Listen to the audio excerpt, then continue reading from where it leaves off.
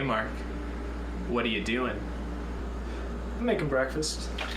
But Mark, I already made you your favorite, turtle soup.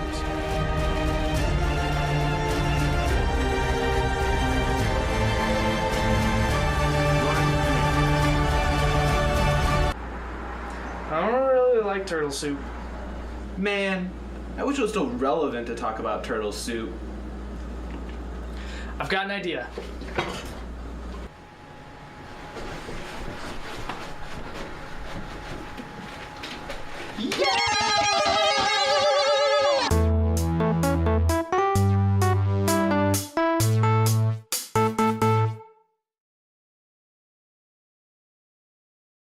Are you ready?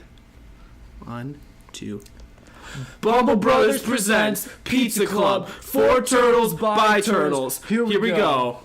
This is Pizza Club, and this is a show where we talk about things that we like, and you like it too. My name's Mark. And I'm a guy. My name's Zach. He's a guy. All right, so we played Teenage Mutant Ninja Turtles, Turtles in Time, and it's a game that a lot of people really like. And it's a beautiful masterpiece. It is beautiful. I will give you that. It's for the Super Nintendo. A lot of people know about it. It's a beat 'em up. It's. I think that's the 4th turtle game that came out. I believe it's the 4th. I think it's called Teenage It's TMNT 4. Yeah. So I would say yeah, so. that is the 4th. All right. So the first thing that we noticed when we started the game is the aesthetics. All right, so the first thing we noticed in this game is the graphics are beautiful. They're really brightly colored, and they are very reminiscent of the cartoon show from the 80s, which a lot of people can identify with. Now, Except for me. except for you, I guess, because you were born in whatever year. That's not relevant. No, it's not, because I don't think everyone here needs to know my age, because that's ageist. it is very ageist. And you know what else is ageist? Not playing Teenage Mutant Ninja Turtles, so go play it. Because it's a great game. All right, so we noticed that Leonardo has a pizza cutter on the character select screen. Oh yeah, well look, I got a pizza cutter. Oh, nice Dude, pizza cutter. I totally have a pizza cutter. Why is it so pizza? Totally write that down. Pizza. This did not reflect in the gameplay, but I think it it is. did because it makes him the best character. I mean, he can serve way more pizza way faster. And the more pizza you have, the more power you have. Because pizza is power. pizza time, pizza power pizza, pizza upgrade, power up, cowabunga. Hashtag pizza time. Again. I think the music in this game is possibly one of the best. Ever. Well, maybe not ever, but it's pretty awesome. At least for music. the Super Nintendo, it has sweet music. Yeah. Let's listen.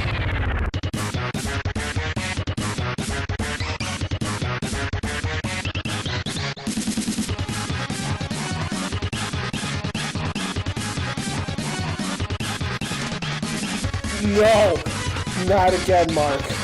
Not again, Mark. What's happening? Are you gonna be okay? It's just too good of music. It's too good of music. I can't handle the funk. It was beautiful. I can't handle that funk.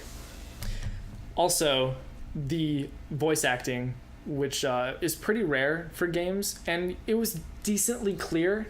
I think it's even if they weren't purposely trying to make it funny, I'm pretty sure the dude who was doing the recording at the time was laughing the entire time. I mean, one of the most notorious lines from that game is, "Big Apple, 3 a.m." 3 a.m. just insert, just for everybody watching, just insert that right here. Big Apple, 3 a.m. Perfect. Everyone liked it. All right, so there's not a lot that can be said about the aesthetics and the sounds because they're pretty all around good. Nobody's going to refute that. So the next thing we're going to talk about is game mechanics. No, but honestly, the reason we were reviewing this game, and it's not even a review, it's just like Pizza Club's just supposed to be about us talking about this game because I personally love this game. It's a sweet ass game.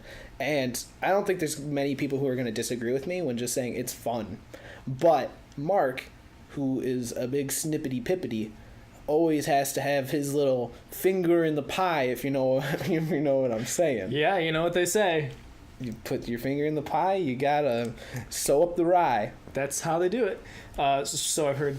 But yeah, I really like this game, and I have a lot of fond memories playing this game. However, one of the main reasons I wanted to talk about this game is I think that a lot of people are blinded by nostalgia. Not to say this game isn't a lot of fun, but my biggest problem with it is it's only fun for like 10, maybe 15 minutes. And after that, it becomes pretty stale. And I completely understand where you're coming from when you say something like that, but it's just like that's the nature of all beat 'em ups too. Like you're always gonna play it for 15, 20 minutes and then being like, I think I'm ready to just pop in, you know, an RPG or just a completely different style of game that like just builds and actually has like a plot. Which is funny that you mentioned that, because after playing Turtles in Time, we played one of my favorite games, which I believe is the best beat 'em up ever. It's called Guardian Heroes for Sega Saturn. It was pretty sweet. I showed Zach the HD Xbox Live Arcade remake, and it's pretty beautiful. That is... I never even heard of it before, too. That's the funniest part. Yeah. Like, who hasn't heard of Turtles in Time? I bet, like, no one's heard of the game. Hasn't heard of the game? Hasn't heard of the game. Like, hasn't heard of the game you're talking about. Oh, right.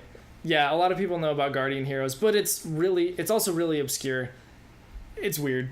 It's hipster garbage, but no, really, it's a great game. It's a Japanese beat 'em up, right? It was localized, so it is in America. That is nice. But I mean, it's made by Treasure, which is a very Japanese company. Treasure! Yeah. Treasure! I don't know. They're fucking awesome. But anyway, so Guardian Heroes... Because, yeah, the McDonald's game is fucking awesome. That's the best part about Treasure. Yeah. For everyone watching right now, go to Wikipedia, be like, who's this Treasure company they're talking about? Then you look through the list of games, and you're like, I've heard of a couple of these games. Ronald McDonald's Playground Adventure, whatever it's called. Best one on there. Like, it's the best game that they've made, by far. All right. I dare you to look it up and try to pick another game on there. I'll leave it up to discretion when we got other games. But this isn't about Treasure. It is about the fact that we played Turtles in Time and got bored, so we stopped playing it, and we played Guardian Heroes, and everyone had a grand jolly time. And it has a lot of things that many beat-em-ups are lacking, such as an RPG system, which is what made me think of it. You can level up in that game and apply stats to your different categories.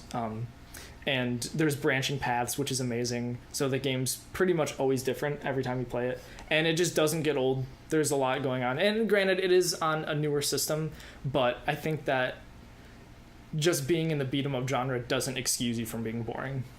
I don't know, there are a couple like really good redeeming things that is in like Turtles in Time, like the ability to slam people on the ground and just flip them over your head and stuff like that. It's just so much fun. It's very satisfying. The controls are tight, and the game is just all around fun. Like, nobody's gonna deny that. Even like that, like the atmosphere they created, it makes you want to be with like in the Ninja Turtles. Like it definitely like just sucks you into the gameplay, which is why probably so many people think like about that game being so good, is because when they like their first thought, they're just like, yeah, when I was a kid, that game made me so happy. And then now they go back and play it, and they're just like, yeah, this is really fun. 10 minutes later, they're just like, I mean, stupid back in time, like razor claw guy. I don't even know what his name is. What was his name? Slash? Was that Slash, yeah, because he's from Guns N' Roses. He had his top hat on the whole time. But no, like, Slash, like, did not make sense how difficult that guy was. Like, that's like the fourth or third level. He's like the third level, I think. Don't quote me on that. I don't remember. He's the hardest boss in that game. Yeah. By far. That's something that I had a huge problem with. That Zach also admitted to when we first had played through the game, is that the pacing of the levels feels really nice and really linear, like you're actually following a story. However, the difficulty is all over the place. Like, the first level is obviously pretty easy, but then all of a sudden, like, you get to the level with Slash, and he's like the hardest boss, and then the next level is the pirate level. Mm-hmm. So it's the what are the I don't remember their names. The Rhino. Rocksteady? Yeah, Rocksteady. And they're like the easiest boss. Like, I don't even think we got hurt when we fought them. No, like Bebop and Rocksteady are super insanely easy. Like, it doesn't make sense. Like, and I don't think they really thought about that when making the game. I'm pretty sure they're just like, all these bosses are fun. Everyone's gonna enjoy them. And like I did, it's just kind of weird, the pacing. Like, it throws you off because it makes you feel like you're way farther in the game when you're really just starting. Yeah. I think that a lot of people might not notice this, but like, however many, what is it, like 15 years after the fact? What year did that game come out? I have no idea. So probably only like 11 or 12 years after the fact. And right here is going to be where the overall, like, this is the year coming down. It's And fitting in my fingers. Us being stupid, I'm gonna guess 1991. I don't... Anyway, I think that like having retrospect, it's easy to point out the flaws, like the difficulty ramping. Well, yeah. But I mean, it's And plus still, it is an earlier game, like, so you got to give it like some props for just like leading the way. Even though it didn't lead the way, it was the fourth of its like kind. and there's plenty of beat 'em ups, but still, I mean, I don't know. You got to cut him some slack either way. All I gotta say is you can't do combos. And That- I love the taste of combos. They're delicious and salty and crunchy. You got pizza, you got Cheddar cheese. cheddar cheese, you got probably taco. There's probably some pepper one, like You know what? jalapeno or something. I don't even like combos. Jalapeno. That's what you do.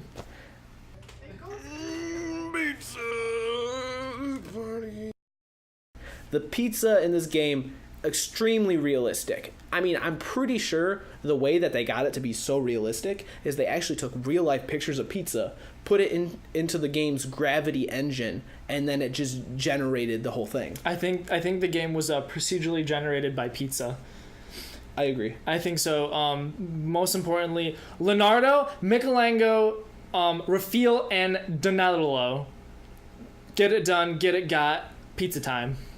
Pizza time! Thanks for watching Pizza Club. If you like that, check out our other Bumble Brothers videos for more of our handsome goodness. Be sure to like, subscribe, and comment on what you'd like to see next.